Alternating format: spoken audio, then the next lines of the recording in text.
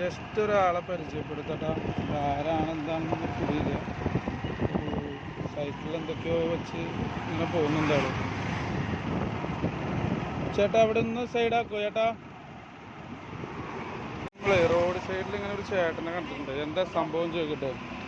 ഇത് ചേട്ടൻ്റെ പേരെങ്ങനെയായിരുന്നു? ജോയ്. AM ജോയ്. അപ്പോൾ വരണത് എവിടെ നിന്ന് വരണത്? സംഭവം ട്രിവാൻഡ്രം ടു കാസർഗോഡ്. കോട്ടയൊക്കെ വെച്ചിട്ട് മൊബൈൽ സ്റ്റോർ ചെയ്യുന്ന മാഡം.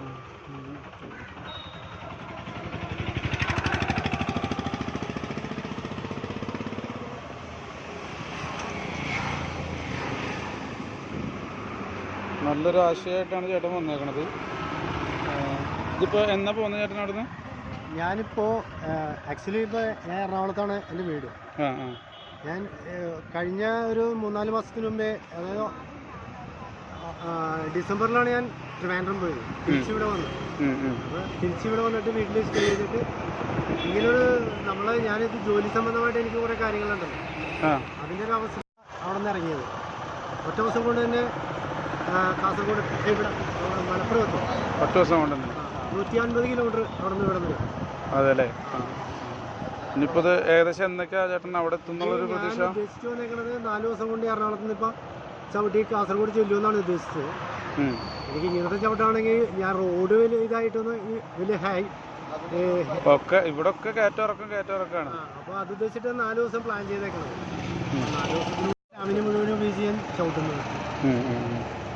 അപ്പോൾ ഇതിലെന്തെങ്കിലും നിങ്ങൾക്ക് ഇപ്പൊ തന്നെ സമയം ഞാൻ എന്റെ ചവിട്ടിന് വേണ്ടി തന്നേക്കണേ.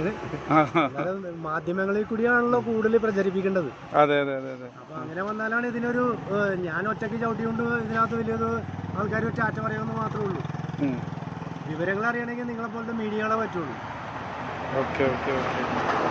അപ്പോൾ ഇത് എല്ലാ പഞ്ചായത്തുകളിലും കുട്ടികൾക്ക് കളിക്കാൻ ഒരു ക്രിക്കറ്റ് ഗ്രൗണ്ടും ഒരു ഫുട്ബോൾ ഗ്രൗണ്ടും വേണമെന്നാണ് വൈപ്പിൻ സൈക്കിൾ ക്ലബിൻ്റെ ആഗ്രഹം.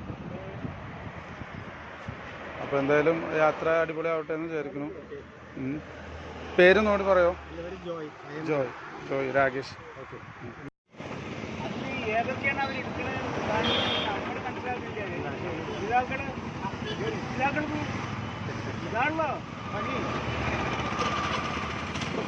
നല്ലൊരു സാധനം എല്ലാ വീട്ടിലും വേണം. ആളെ കൊല്ലണത് ആ കത്തി കൊണ്ട് തന്നെയാണ്. അപ്പൊ ആളെ കൊല്ലാൻ എന്താ ഈ കത്തി? അതുപോലെ തന്നെയാണ് ഈ മൊബൈലും. തിരിച്ചറിവ് വേണ്ടേ? അത് ഓരോരോ അവതാരങ്ങളാണത് പറയുമ്പോ. ദൈവത്തിന് നമ്മളാരും നേരിട്ട് കണ്ടിട്ടില്ല. ചിലപ്പോ നായന്റെ പോലത്തിലാവും. കുറച്ചും കൂടി ആഴ്ച നമ്മളൊരു നിമിഷമായിട്ട് ആ ഒരാഴ്ച പോലെ നമ്മൾ അപ്പോൾ ഓക്കെ, സന്തോഷം.